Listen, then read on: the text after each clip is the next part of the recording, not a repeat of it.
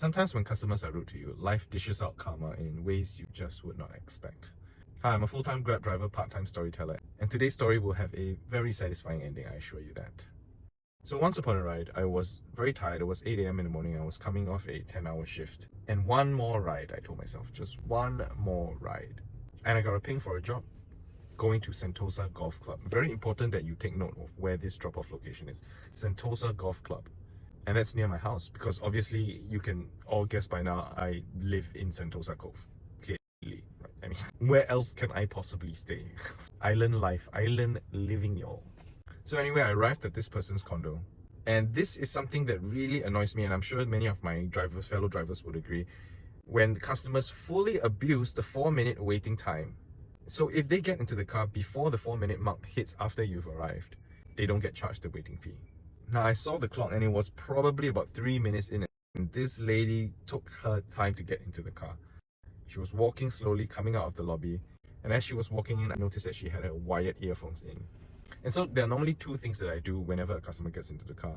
I confirm their name and their drop-off location. And so I called out her name and I didn't get a response. I turned around, I noticed that she was still on the phone. So I waved at her and I called out her name again. And this was what I got as a response. She took off her earphones and said, "Yeah, what? Yeah, what? That right? Is that right?" So I asked, "Are you this person?" Said her name again. And this was what I got as a response. "Hi, are you this person?" Yeah. Headphones back in.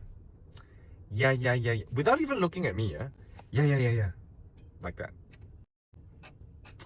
I can tell you by now, a lot of drivers would have asked this lady to just exit the vehicle. They would have kicked her out. I know, I've seen a lot of other drivers talk about this. They would have kicked her out by now. It is so frustrating to get customers like that. And I realized I still got the second part of the verification, which is to confirm her drop-off address, which is again Sentosa Golf Club. Remember this, Sentosa Golf Club. And so I waved at her again and I asked, "Are you going to Sentosa Golf Club?" She took off her earphones again. "Yeah, what? Yeah, just go." That's how she said it. So feeling very frustrated at this point, I declared mistreatment. I was like, never mind, it's your last trip, just finish it and go home.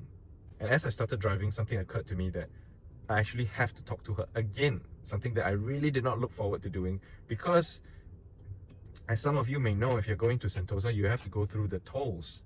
And for drivers going in, you normally ask customers if they have some sort of entry into Sentosa without having to pay. So I avoided asking her this question until we were about 2 minutes away from the gantry. I said, "Ma'am, can you please prepare your QR code or any entry pass that you have?" Again, she looked at me annoyed as if I was a mother nagging at her. Took off the ear. "What?"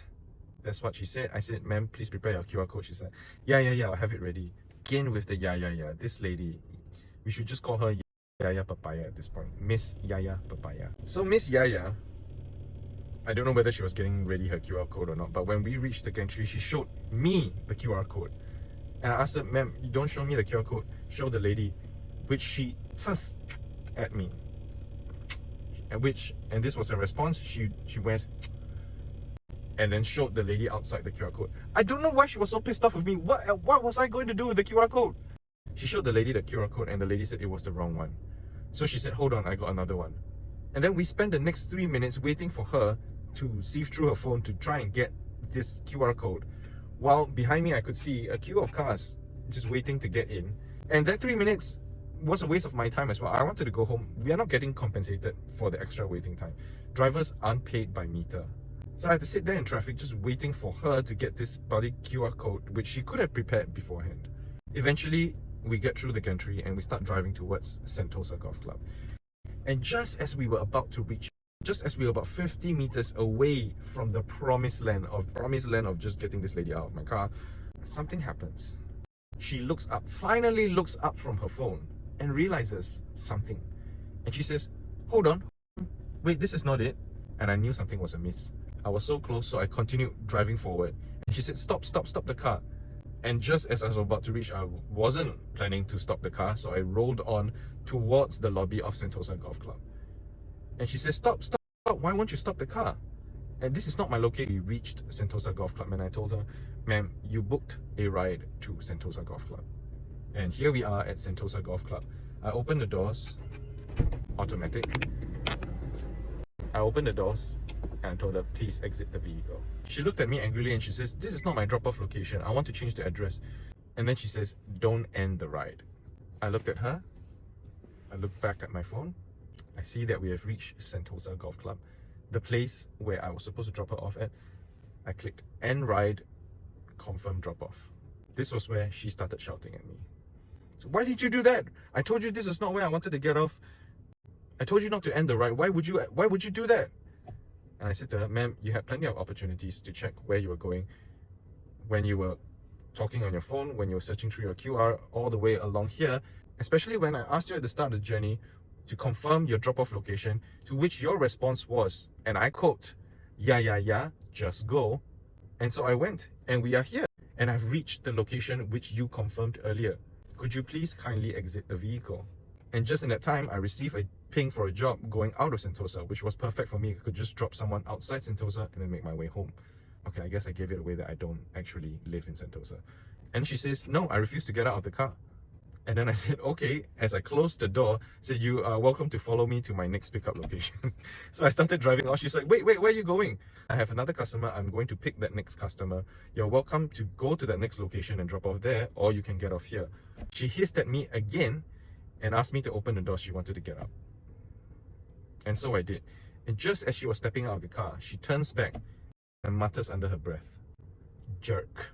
She called me the jerk. What is this, the early noughties? Who uses jerk anymore? I've not heard that term used like in 20 years. Jerk? And why am I the jerk? I did my job. I picked you up and I sent you to your location. I was not rude. I did not utter a single rude sentence to you throughout the entire journey. And there she was on her phone, yaing me, making me wait for her 3 minutes to get her QR code, being rude to me, and I am the jerk. Okay. So there you have it. That's the story of Miss Yaya Papaya. Do you think I was right to do what I did in that situation? Which is to end the trip which I was paid to do. Let me know in the comments.